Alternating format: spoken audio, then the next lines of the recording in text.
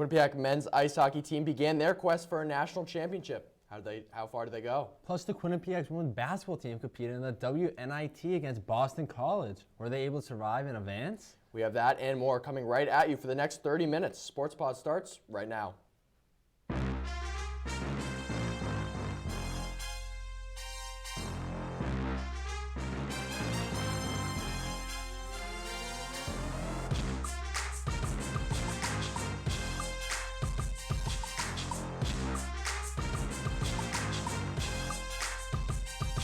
Welcome into Studio 125 for this week's episode of Sports Paws. I'm your anchor for the evening, Keith Savage. Alongside me is Ethan Loge. Ethan, how are you feeling tonight? I'm excited to be sharing the desk with a fellow Bostonian, Keith, and we have a lot of Quinnipiac sports to cover, so let's dive right into it. The Quinnipiac men's ice hockey team began their journey for a national championship Friday night as they met St. Cloud State in the Allentown regional semifinal game. Could they advance to the regional final? Let's roll the tape. Quinnipiac versus St. Cloud State in the regional semifinals. The first meeting between the two teams in 6 years.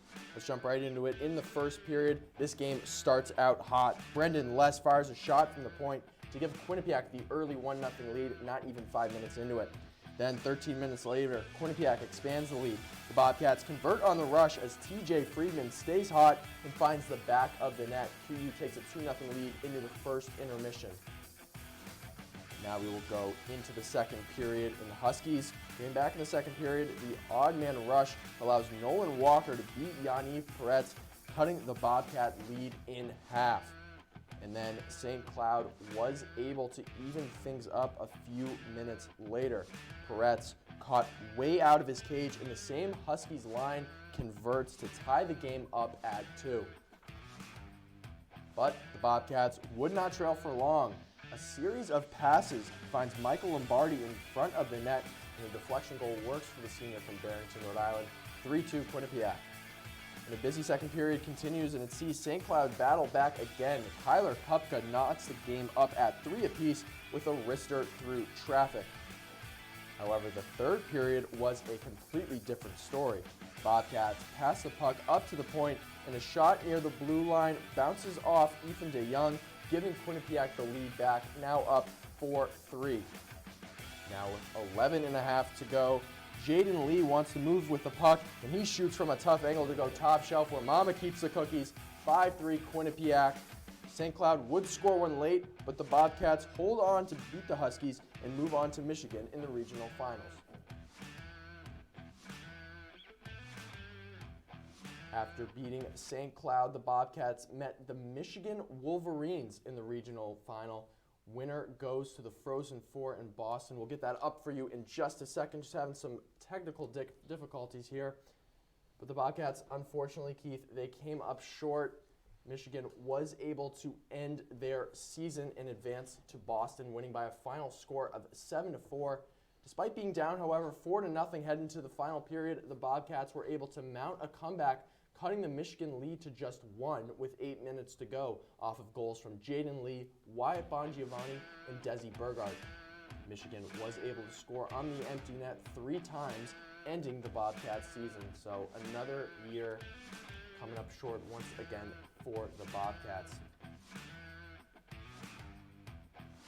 With the Wolverines heading to TD Garden, let's take a look at who will be joining them in fighting for the national championship. Michigan will take on Denver in the first semifinal game in Boston at 5 on April 7th. The other semifinal game will be between Minnesota State and Minnesota on the same day at 8:30. The winner of those two games will meet on April 9th at 8 for a chance to hoist the trophy and become national champions. First-year goaltender Yaniv Peretz was recently announced as a finalist for a prestigious award. Peretz is one of 3 goaltenders in the NCAA that are in the run to win the Richter Award. The award is given out every year to the top goalie in men's Division I ice hockey. The first year has already won ECAC goaltender and player of the year. He had 11 shutouts this season while also averaging a 94.5 save percentage. The winner of the award will be announced April 8th at the Frozen Four in Boston. Ice hockey beat reporter Ben Kane joins us in the studio to recap the men's ice hockey season. Ben, it was an intense game against Michigan, But in your opinion, what was the Bobcats' biggest downfall against the Wolverines?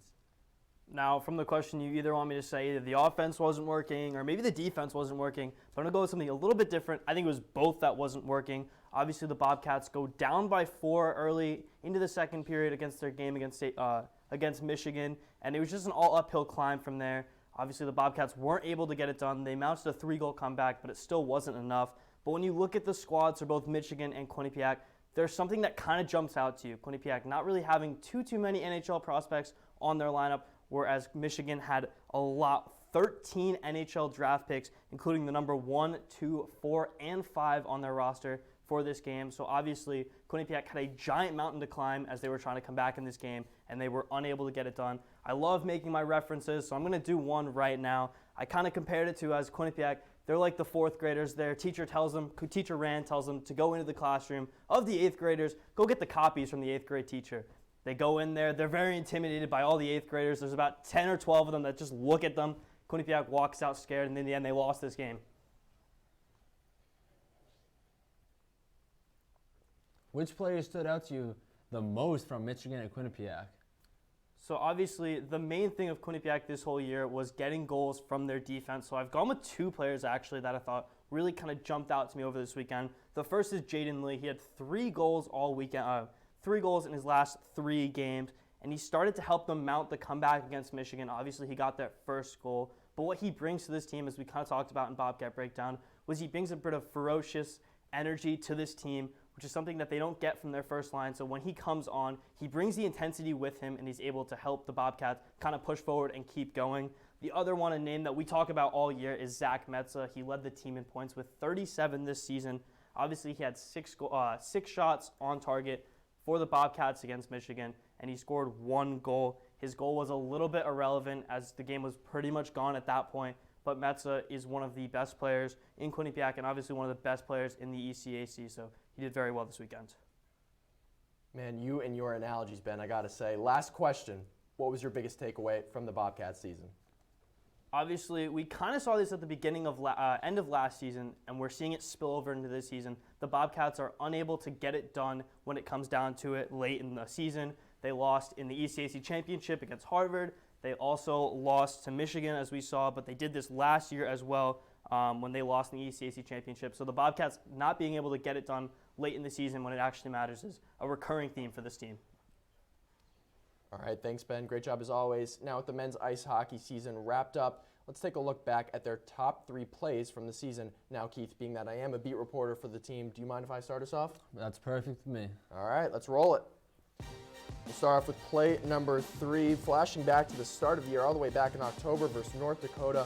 Bobcats pick up the puck and generate a 2-on-1 with Brendan Less sending a pass cross ice to Oliver Chow, who puts it home to kick off the upset. QU went on to win that game by a final score of 5-2.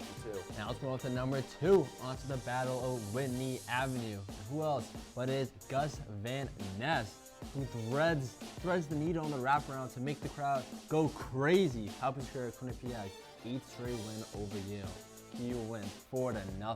Now, the top play of the year, it's from the game against St. Lawrence. Game 2 of the ECAC Hockey quarterfinals, and it's Desi Burkhardt in double overtime. The puck bounces off the board and then onto Burkhardt's stick, and he pokes it home for the dramatic finish, getting the ultimate revenge for the 2021 ECAC title game. Quinnipiac went on to take Colgate in Lake Placid. The men's ice hockey team was not the only squad to finish off their season, as the women's basketball team lost to Boston College in round 2 of the WNIT tournament. Let's roll the highlight. Quinnipiac's women's basketball team hit the road again, going off to Chestnut Hill to face off Boston College in the second round. Both teams trying to get it into the Sweet 16, coming off a large marginal win. But it started off, Amani Free is going to go right here and pass the ball to Rose Caverly, who shoots it 3 and splashdown right there. You're going to be seeing Caverly a lot more.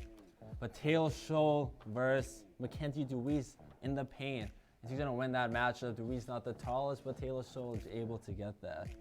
Michaela Morris wants to get it with her right hand to get the easy layup. 29 going to the second quarter. Rose Caverly has the ball. She'll drive it to the right. She'll pull up one more time and splash down again. Another deep 3 for the senior. Here, Mackenzie Helm passes it to Free, and bang, another three for the Bobcats. Now they are down 49-35 going to the half.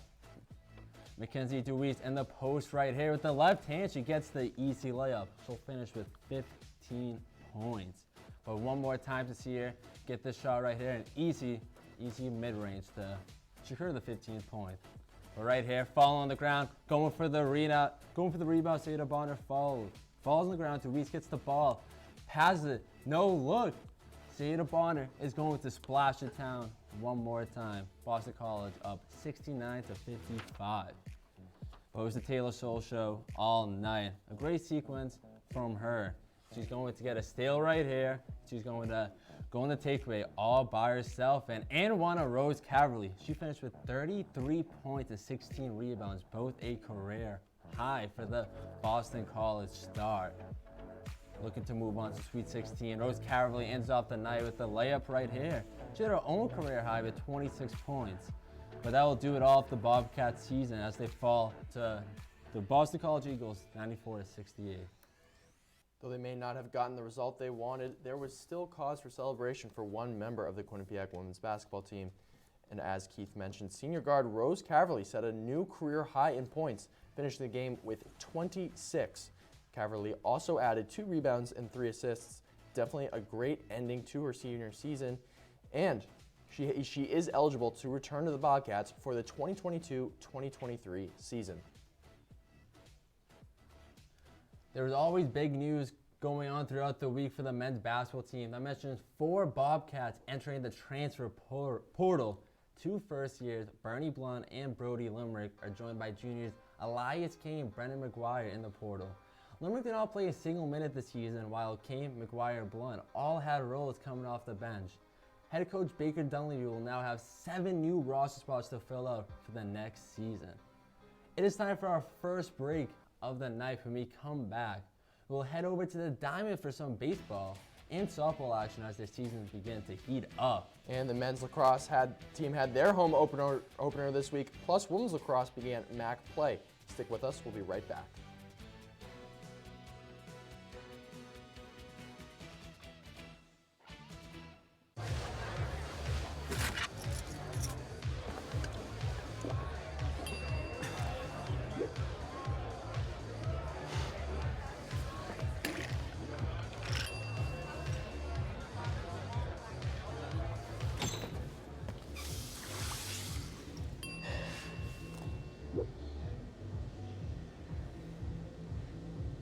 If you need to do something to feel okay to drive, you're not okay to drive. Don't drive buzzed. Multiple studies have shown that marijuana can slow both driver reaction and response time, which can be really dangerous. He's here. He's here. Wait. What? I can't drive. Why? My. Oh.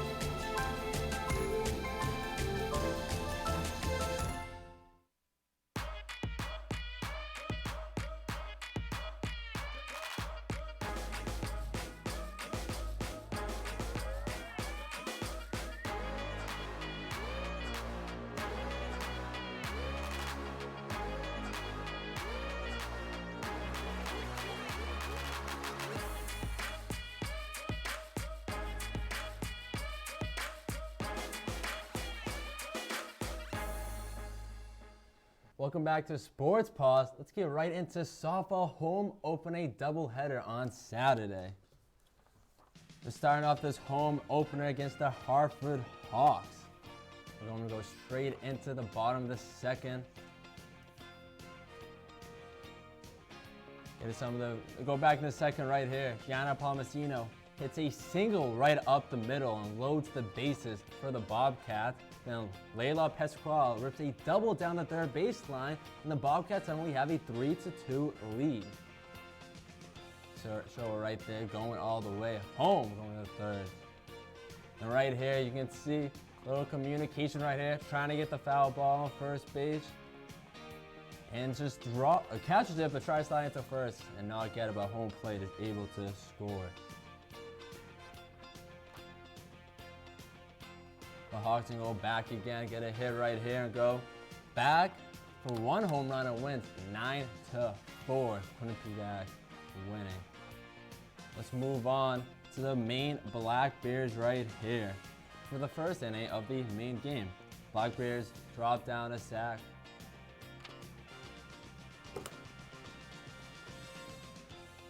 Right here again, you see it. Jasmine Gray sends the ball to the fence to bring in the runner. Maine leads 2-0. And one more time, Kayla Thomas gets a fourth home run of the season right here, and it's absolutely gone. But Quinnipiac cuts down the lead to a single run. Quinnipiac strands a runner, the next one over here. Right in scoring position as Maine center fielder Kaya Enos makes a diving play. Scoreboard stays the same. Pasquale right here back at it and hits a single up the middle to try to get something going for the Bobcats. The comeback will not be enough as the game is canceled due to the rain. Following 2 losses on Saturday, the Quinnipiac softball team looked to rebound on Sunday in another doubleheader, also against Maine and Hartford. Let's see how they fared. Quinnipiac softball team looking to bounce back, as I said, after dropping both games in a doubleheader yesterday. We start off in the second inning of Game 1 against Maine. Runners on second and third for the Black Bears, and a routine fly ball is caught by Carolyn Walker, who hits her cutoff man Lala Pasquale, who fires it to third to complete the double play. A run did score on the play for Maine, however, so they're up 1-0.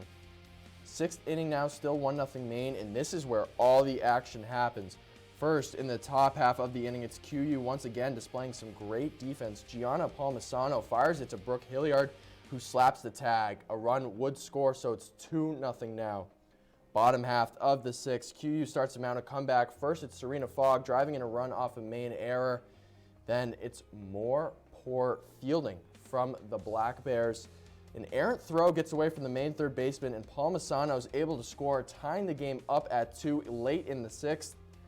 Then you saw her earlier, Walker is able to put the ball in play, allowing Fogg to score, giving the Bobcats the lead late in the sixth. So we'll go into the top of the seventh, and it's Sydney Horan closing the door for QU. Bobcats win Game 1, 3-2. Now we will head into Game 2 of the doubleheader against Hartford. We pick up action once again in the second inning, and it's the Hawks getting on the board first. Juliana Kosensky drives in the opening run with an RBI single, giving the Hawks the lead. A diving effort there, but can't come up with it. Now we head into the top of the third, and Hartford's Emma Curry able to drop in a bloop single into the outfield. That will knock in 2 runs, giving Hartford now the 3-0 lead. Still in the third, and it's going to be Mara Szynski with the RBI double, driving in Curry. Hawks starting to roll up 4-0. Now that actually 4th run by Hartford would be the last run of the game. Hartford's Kosensky was untouchable, pitching a complete game shutout while also adding on 6 strikeouts to her line.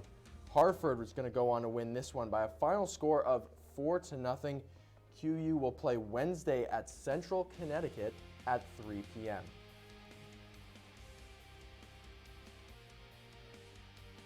Last Tuesday afternoon, the baseball team traveled to New Haven to face off against the Yale Bulldogs.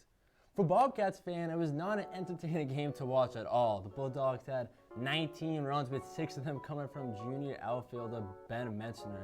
Bobcats sophomore pitcher Matt DeLuca was charged with his 2nd loss of the season. On the bright side, though, senior first baseman Michael Kahn had his 3rd home run of the year. You see more of the highlights going on over here. Quinnipiac can now win. Continuing on their road trip, the Quinnipiac baseball team made their way up to Queens, New York for a 3-game series over the weekend against St. John's, looking for a change in momentum. The Bobcats were able to snap their 4-game skid on Friday, defeating St. John's by a final score of 8-5. Michael Cohn and Sebastian Mueller homered for the Bobcats, and Brandon Garcia picked up his third of the win of the year, going 6 innings while striking out 5 and not allowing any runs. The Bobcats were able to string a couple of wins together. However, as they dropped both games 3 and 4 of the series. We're going to toss it over to men's lacrosse as the team had their first home game of the season against defending MAC champion Monmouth Hawks on Saturday. The game went back and forth the entire afternoon. After an early 4-2 lead by the Bobcats, the Hawks went on a 5-0 run to go up by 3 goals with 10 minutes remaining in the third quarter. Quinnipiac answered back with their own 4-0 run, found themselves up by 1 with less than 13 minutes left in the game. But Monmouth scored 2 unanswered goals and left Camden with a 9-8 victory. Now let's switch over to the women's side as they faced off against the Marist Red Foxes on Saturday. The Bobcats started out the game red hot with an early 5-0 lead. The game continued that way, and Quinnipiac won by a whopping 12 goals. First-year midfielder Ella Grace Delmond was unstoppable with a team-leading 5 goals. 8 different Bobcat players scored in that game. Now it is time for our second and final commercial break of the evening. But when we come back, we talk golf and tennis. And of course, the top 5 plays of the week and the weekend preview. Stay with us.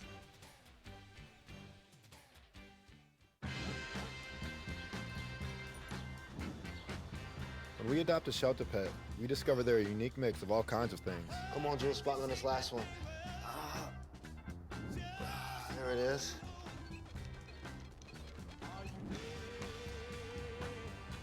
Keep going with it.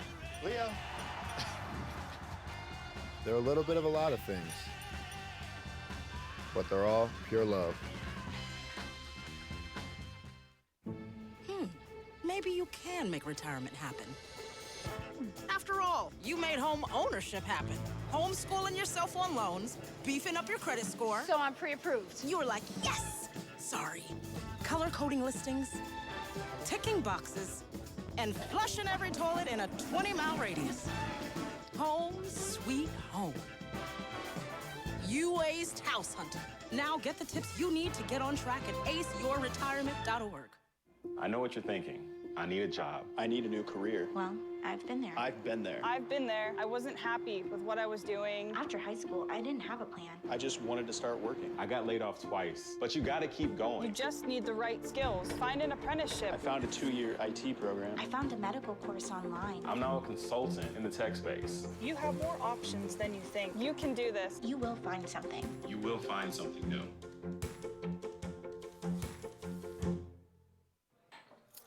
What do you think you're doing, Kevin?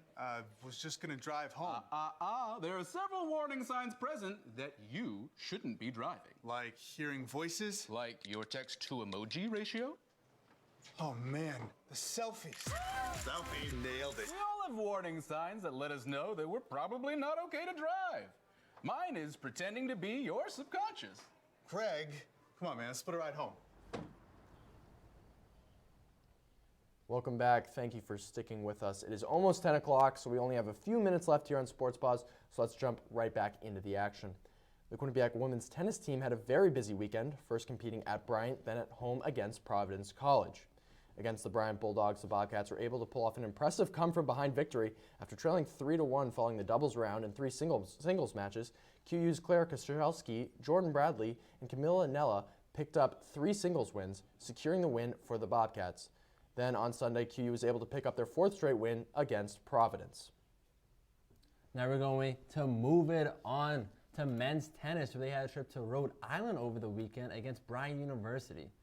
Quinnipiac lost the non-conference match 5-0. The team has now lost their last 3 matches and have a 3-9 record.